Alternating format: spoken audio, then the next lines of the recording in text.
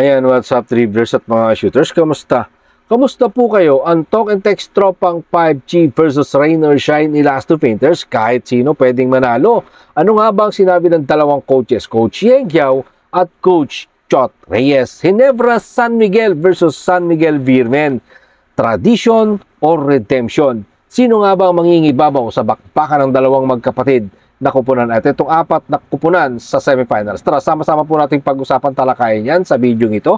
Matapos po kung maglambing sa inyo ng isang like, share, comment down below, and don't forget to subscribe and hit that notification bell button para lagi po tayong updated sa ating pong mga video at lahat ng shoutout natin. Nasa dulong bahagi lang po ng video ito. Ang dalawang kupunan na magbabakbakan sa pagsisimula ng PBA All Filipino Cup Semifinals. Sa dalawang kupunan na ito, parehas may hangarin. Ang talk and text tropang 5G, gusto nga po nila ng Grand Slam. Ang rain or shine ni Last Two Painters naman ni Coach Yeng Giao ay uhaw na uhaw sa kampyonato. Kaya naman, mamayang alas 5 ng hapon, malalaman kung sino ang makakauna sa gagawing bakbakan dyan sa loob ng Mall of Asia Arena sa Pasay City. Parang championship game na din ang ating mapapanood sa bakbakan ng dalawang kupunan na ito. Sa nasabing bakbakan, sino nga bang mas pinapaboran? Sabi nga po ng mas nakararami, mas lamang sa bakbakan ang talk and text tropang 5G.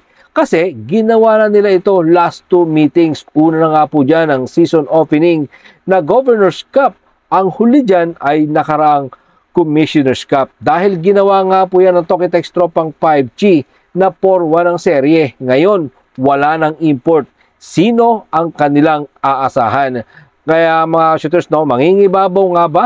Tulad ng dalawang sagupaan nila sa Final Four, mangingibabaw nga bang muli etong talk and text or makakaalago na this time ang mga bataan ni Coach Yeng Giao? Kaya naman, sinabi nga po ni Coach Yeng Giao na handa sila gawin ang lahat para sa inaasahan nilang championship game tulad ng ginawa nila sa sister team ng talk and text tropang 5G na NLEX Road Warriors sa nakaraang quarterfinals. Matapos nga po nila itong talunin kahit tangan ng NLEX ang twice to beat advantage. Pakinggan po natin si Coach Yeng Giao sa ulat ng PBA. Maglalaro lang kami ng brand of game namin. Kung ang mga bagay ay hindi gumagana, gawin lang ang mga pinakamahusay at magsikap. Yung motto namin, just show up, be there. One of these days, baka makarating ka sa next level. So andito lang kami, susubukan lang namin kung ano ang kaya namin. TNT, champion team, going for a Grand Slam. Pero nandito kami, lalabanan namin sila. Tingnan natin kung hanggang saan yung aabuti namin. Yan nga po mga sinabi ni Coach Yeng Giao. Susubukan nila kung kaya nila ang talk and text tropang 5G.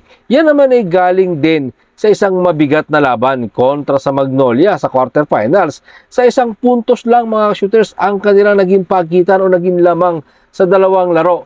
Pinatunayan nga po ng talk and text tropang 5G na may ibubuga sila kahit wala ang kanilang resident import na si Ronde Hollis Jefferson. At siyempre, sa pagkakaroon nga po ng mga injuries katulad ng injury ni Jason Castro, Reynan Batak at ang huli, eto nga pong si Brian Heruela. At siyempre, may iniindaring injury, etong si Jordan Headings, ang kanilang bagong acquire na player. Kapalit nga po yan ni Mon William. At eto, si Calvin Optana, hindi rin 100% na naglalaro. Narito po si Coach Chot Reyes sa ulat ng PBA.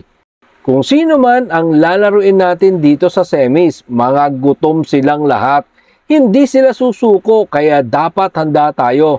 Walang ibang paraan, hahanapan na lang namin ng pamamaraan at kahit sino ang healthy will go with them. Yan nga po mga sinabi ni Coach Chot Reyes. Kung sino ang nandyan, basta healthy, sila ang maglalaro. Mamaya nga po ang Game 1 ng bakbakan ng rain or shine at ng mga bataan ni Coach Chot Reyes na talk and text tropang 5G. Kampihan na, ikaw, kanino ka? At ito, pag-usapan naman po natin itong bakbakan ng second game, Barangay Ginebra San Miguel at ng kanilang sister team na San Miguel Beermen. Kung si Coach Tim Cone ang tatanungin, hindi sila kukulangin sa pakikipagbakbakan sa kanilang sister team na San Miguel Beermen at yung gusto nilang patunayan.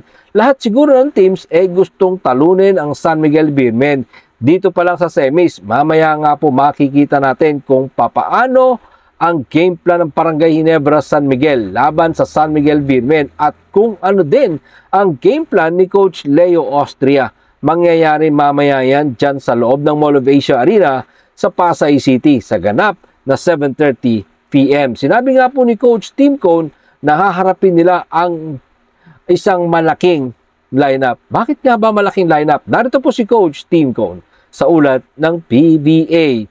Iyan ang runway na ibinigay sa amin. Ang runway na kailangan nating pagdaanan. Sapat na tagal sa liga para pahalagahan ang mga bagay at huwag mag-alala. Yan nga po mga sinabi ni Coach Tim Cone. Hindi biro kalaban ang San Miguel Beermen kasi meron silang 8 times PBA MVP, Junmar Pajardo. Imagine, meron ka pang Motaw Tua, Rodney Brondial, JM Calma. Medyo lamang ng konti itong San Miguel Beermen pagdating sa big man.